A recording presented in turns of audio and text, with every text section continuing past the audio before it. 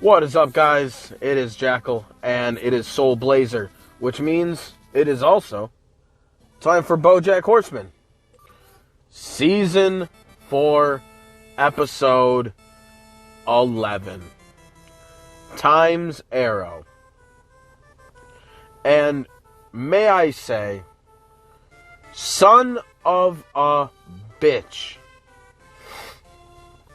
Fuck this episode. It was glorious television. But fuck this episode. Alright, we're going to listen to some Bomb soundtrack real quick because I don't remember how much was left when I left off.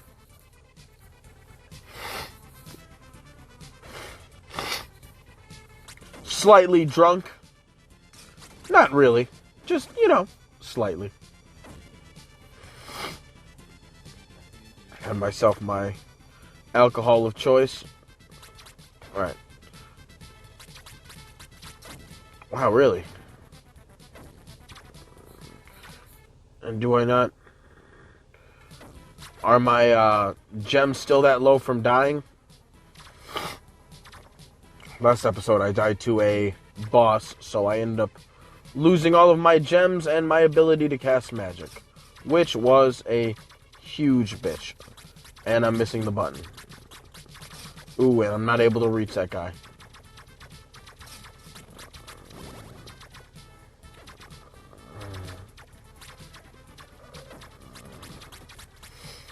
But alright. Might as well get to the depressing shit. Time's Arrow. Like every episode 11, what a fantastic, absolutely crushing episode of television. And also, suck the biggest fat sack of wieners. Man, that shit was hard to watch. Not just once, but 3 times. Alright.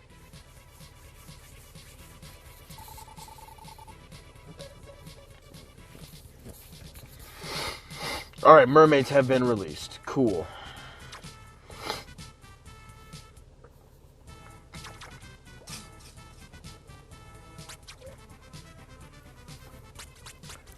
But no, that episode was absolutely crushing. I guess one of the things that you have to take notice of right off the bat is that for all the shit that anybody may have given Beatrice up until this point, me included, there were certain parts of her that were a fucking G. Like, the whole time.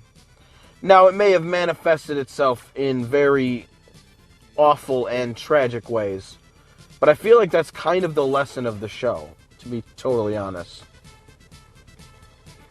But it was just rough to watch that. I mean, I guess the main lesson that I garnered from the whole episode is, I mean, it's not really a lesson. It's more of just a cautionary tale. And it's the idea that, especially being a parent, anything you do in front of your kids has the potential to make a, lifelong effect on who and what your kid end up doing in their life, and also the way that they interact with you. And I mean, I guess before we'll do show first. I mean, in the show, that was plain and easy to see. Alright, just kill all these fuckers. Oh, Jesus. Oh, God. Demon rocks. Alright, there's another one somewhere. There he is. Walked right into it. But, you have a moment where Beatrice, when she was in her younger, more formative years, got scarlet fever. And all of her belongings ended up needing to be burnt because of her sickness. Now, this makes perfect sense. Like, there's nothing about that that seems like it doesn't belong in reality. But her father, being the kind of character that he is, doesn't know... So what about bubble armor? Doesn't know how to give Beatrice the attention and care that she needs at a moment, especially with her mom now being lobotomized. Her dad doesn't know how to be a way that helps contribute to her well-being. And, you know, he ends up just saying things like, oh, you know what we say about crying? Crying is stupid. Like, he doesn't care about her feelings or what she needs validated or how she needs to be comforted. He just kind of, come on, damn it, fuck you. Alright. There we go. Alright. We got a bunch of people to talk to, so we might as well talk to them. Alright. Never mind, we have a whole area, so let's go back up top. Start systematically talking to people. Before we do that, let us continue what I was saying. But you have Beatrice's dad not knowing how to comfort her in a time where she really needed it. And his inability to really connect with her in those moments end up leading her to carry out the way that he made her feel out for the rest of her life. Like, one of the images that her dad gave her, that basically gave her PTSD, was him burning her doll. And, you know, that was her baby.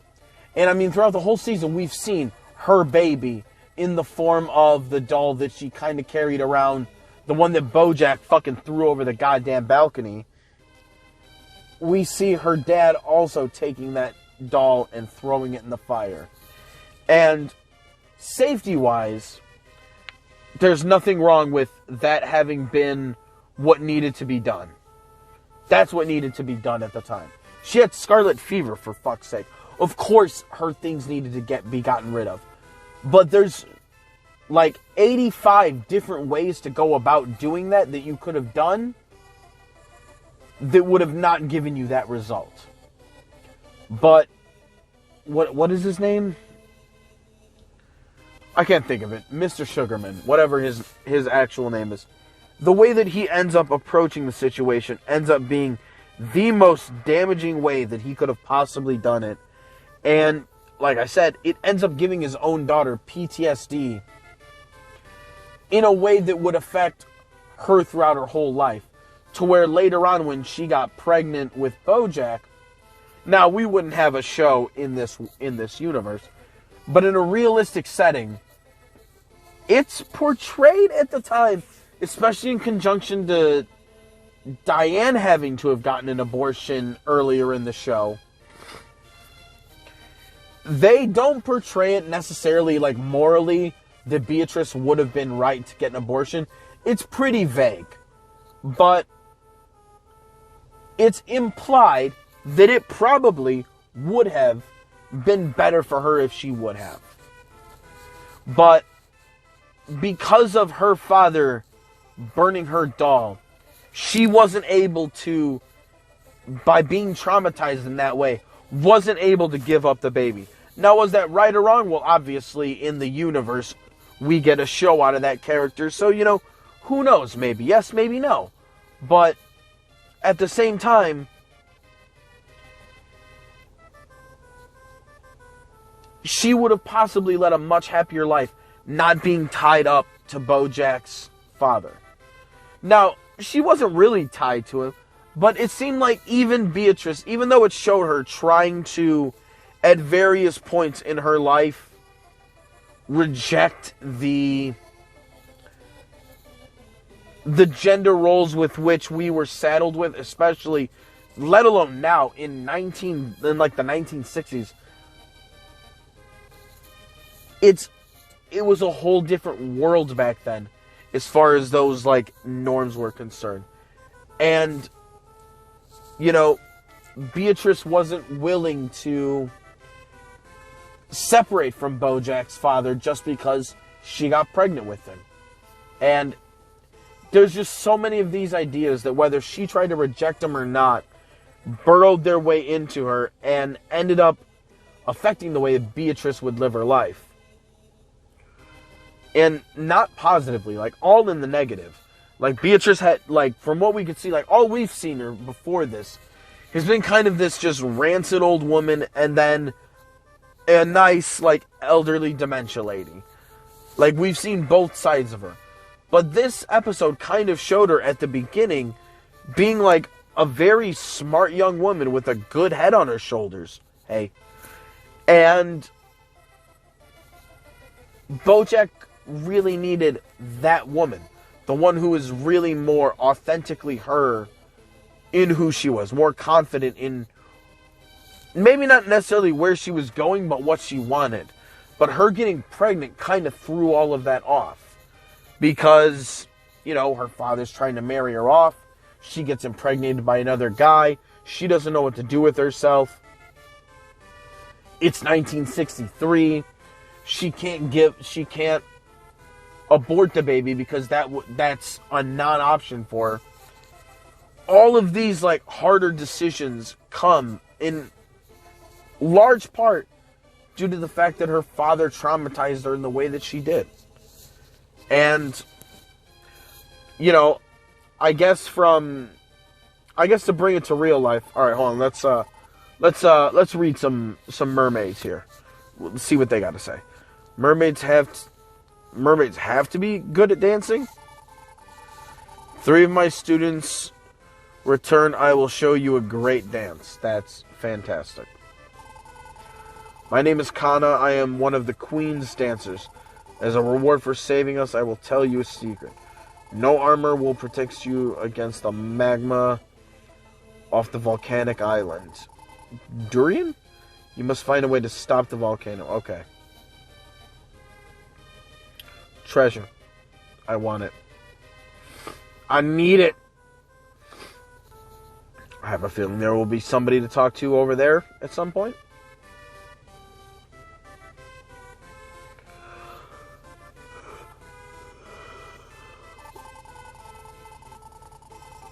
Oh, yeah.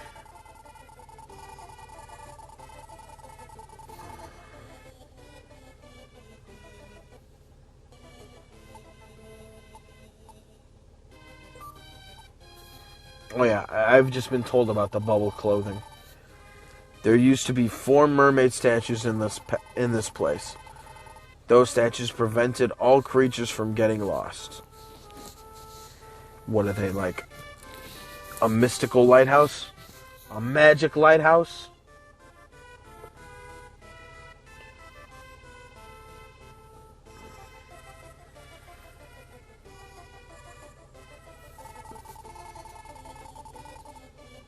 Boo!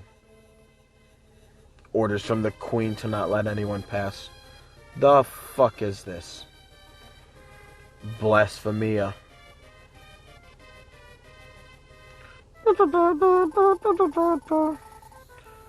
I have not had a human guest in a long time.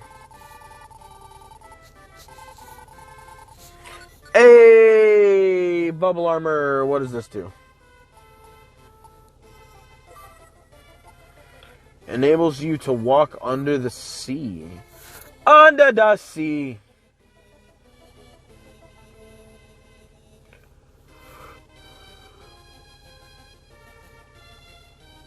There's only like one crevasse to get stuck in. And I got stuck in it.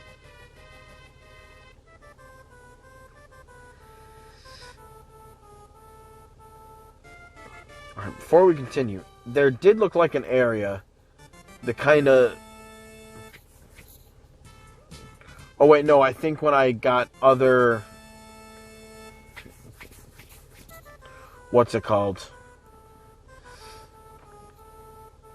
When I uncovered more monster layers, I think the little pond I'm thinking of went away. Ooh. This is pretty.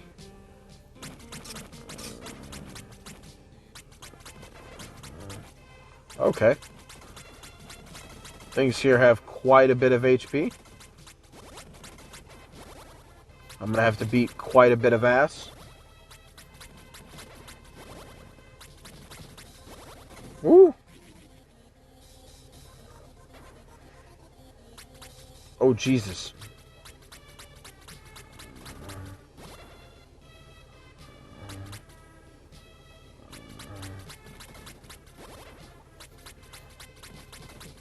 Alright, so this place is going to be chaotic. This is wonderful. Yeah, but I guess to bring that kind of story into real life about the way that, you know, parents traumatize kids. My roommate is getting married in a couple months. And it's her, you know, it's her wedding. And she is the firstborn. Oh, Jesus.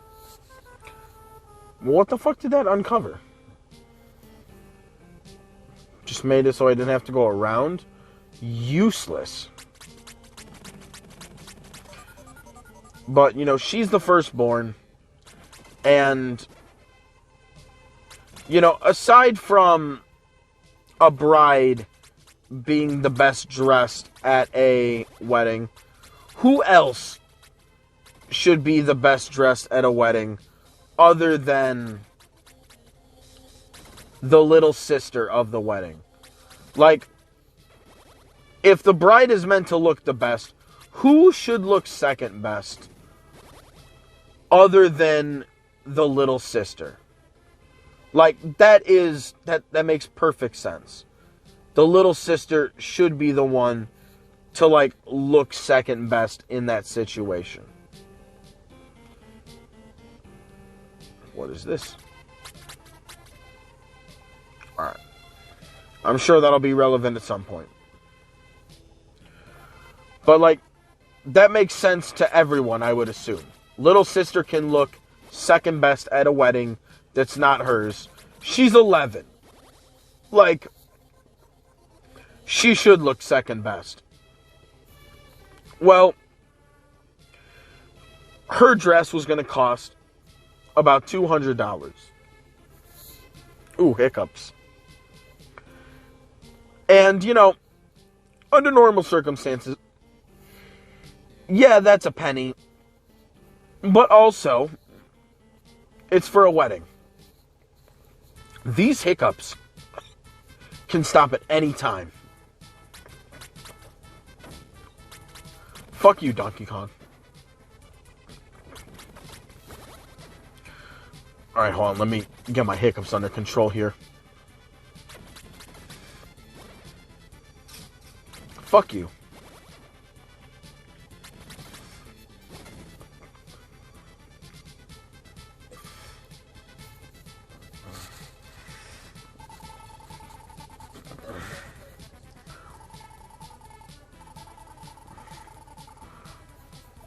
Ooh, open passage. Are they going to lift those stone fishy things? That would be nice. But, like I was saying, who else should look best but the little sister of the wedding? So my roommate's dad started flipping out over the phone, not in person, but over the phone, started causing a huge ruckus over the price of the dress. And basically said, with his own daughter in earshot, no, fuck that. She can just get a dress from Burlington Coat Factory. Now listen, there ain't nothing wrong with getting a dress from Burlington Coat Factory. If that's what your money situation calls for, then you know what, god damn it, that's what's got to be done. It is what it is. But when you're doing that unnecessarily and you're doing it in earshot of your daughter, because again, she's 11. She's not young, she's not dumb. And she hears the scene that her father has caused over this money. Now, right or wrong, kind of doesn't matter. But when you... Dope. When you kind of cause that sort of scene with her there, whether you like it or not, any interaction that now her daughter is going to have with her dad regarding money, from here on out, as far as time goes, this memory is going to pop into her head. Even if, like, for real, her dad couldn't afford it, which is perfectly fine. But the way you go about talking to your kids about these sorts of things can really change the way that they perceive a situation to be. You know, now instead, she gets to feel like, you know, her dad doesn't really want to spend money on her. You know, there's other situations in the family that would lead to that. You know, not just that. But in general, you just have to be careful the way that you talk about your kids, about anything. You know, we all were kids, and I don't know if, you know, you might feel the same about yourself as most people tend to, but, you know, was I like the smartest kid in the world? No. But I wasn't dumb either. And when your parents are treating you like you're stupid, you know better. You know, if you see that one of your parents is spending X amount of dollars on one child, but not on the other, as a kid, you're going to notice that. That's not going to be lost on you.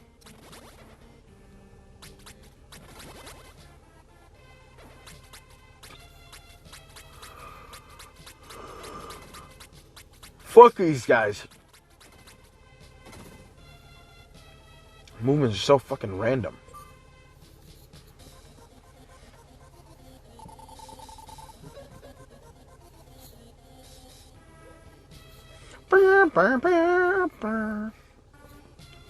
Five layers? Or, yeah. Layers, not layers. I'm already having a problem with hiccups. Now I can't speak either. That's why alcohol is bad, okay?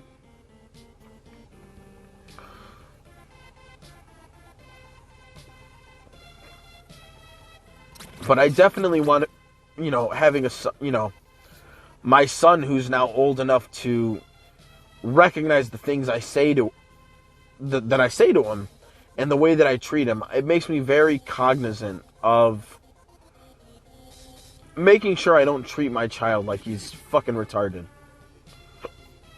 Like, I wish there was a better or more PC way to put it.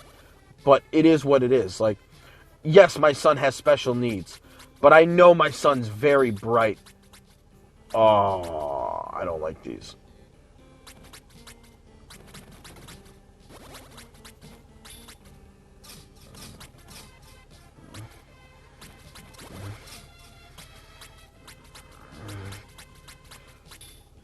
This is such a huge pain in the ass.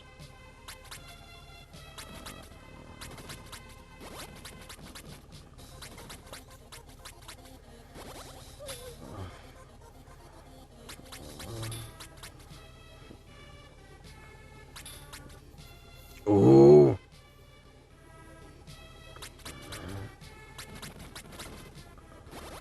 There we go.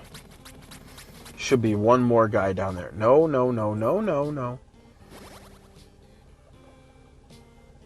Oh, there's way more than one.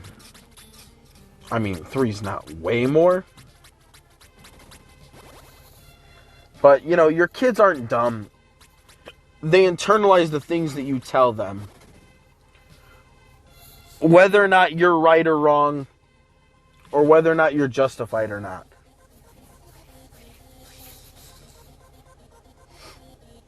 You know, adults already do the, you know, their own versions of that. A lot of adults have problems contextualizing the things they hear from other people.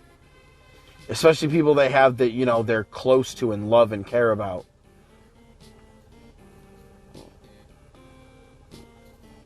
Do do do do do do do do.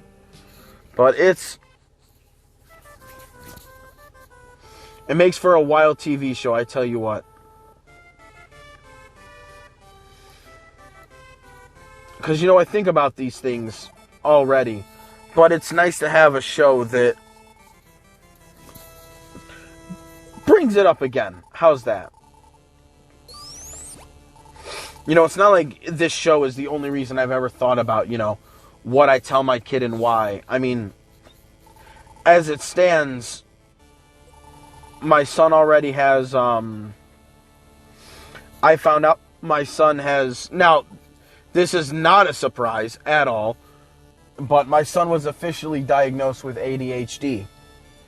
And I'm really happy about it. Not that, I'm happy my son has it, but that, I grew up having depression that as I got older, my parents told me that they noticed the signs of it, but they were hoping that it was a phase that I would outgrow. Not realizing that I wasn't just, not realizing that I wasn't just depressed, but that I had depression. And to people who grew up, in the 50s and 60s, that largely feels like the same thing, but it's not.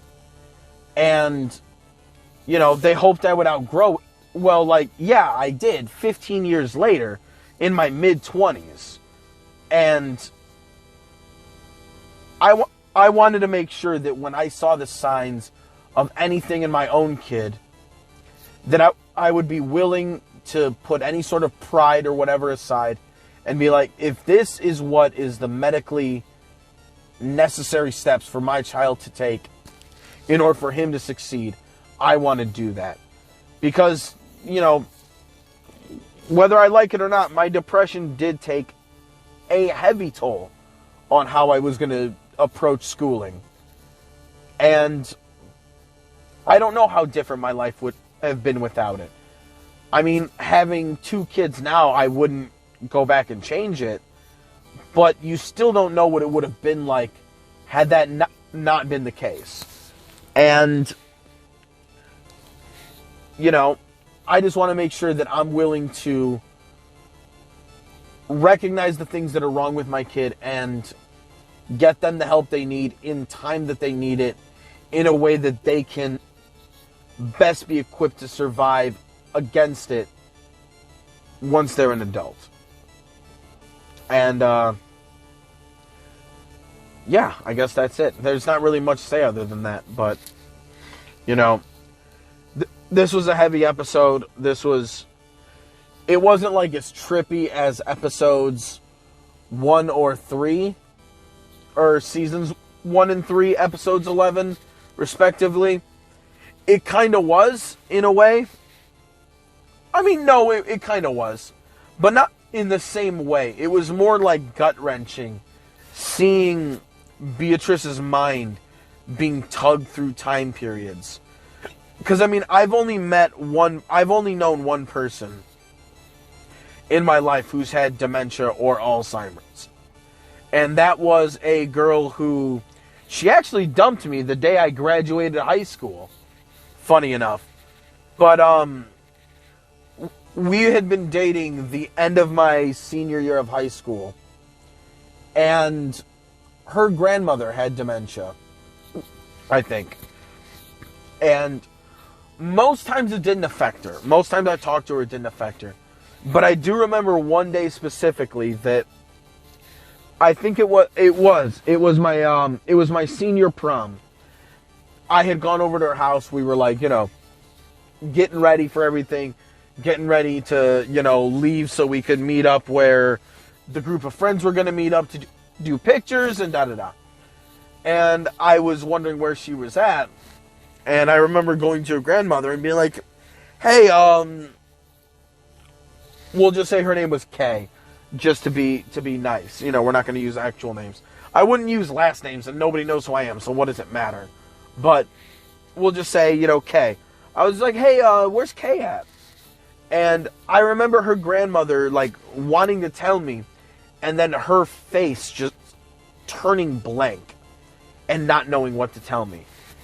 And it was a really jarring thing to see because for the most part, I knew she had it, but it didn't really affect her most times because, you know, I don't know if it was early onset or what. But watching in real time as, like, her mind couldn't gather the information she needed, you know, it was rough. So it puts in perspective, like, something small, like when Beatrice is thinking she's in the car with, what was the maid's name? Henrietta. And she looks in the rearview mirror, and she sees her face old as how she actually is. But she's thinking in the moment that she's young, and she just hits it and breaks it. And little small things like that make sense, where it's like, wow, this woman doesn't even recognize who she is. Like, it's such a jarring thing that it was real heartbreaking. But I mean, I think it was something we needed to kind of humanize Beatrice. And, you know, that's not going to make her failings as a parent any better. But like everything else, it helps contextualize how people end up in the place that they're at the time that they're there. And I mean, sure, if we wanted to go into it, I'm sure Beatrice's father would have the exact same sort of, you know, fucked up story that led him to the place he was, that turned him into the kind of heartless asshole that he was. But the show kind of made it, you know, apparent that in its framework and how far it's able to reach, that Bojack's grandfather is really the source of all of the bullshit that's gone on in that family. All of the repressed feelings and the PTSD and the bad decisions come from the way that he was ultimately inequipped to handle being a father for a family that was hurting. With Beatrice's older brother being killed in World War II, and the wife going, you know, we'll just say, for lack of a better word, insane. You know, he didn't know how to deal with everything at the time, so his solution was just to get his wife lobotomized. But now he leaves his child without the emotional parent of the house, and look at everything that's been ruined now simply because of those decisions. And fuck, it's rough. But what a great episode of television. Gut-wrenching and wonderful. So that's going to be it for today, guys. Till next time. Season finale. Bojack, season 4. We only got 2 seasons left after this. I am excited to get started. Till then, y'all. Peace.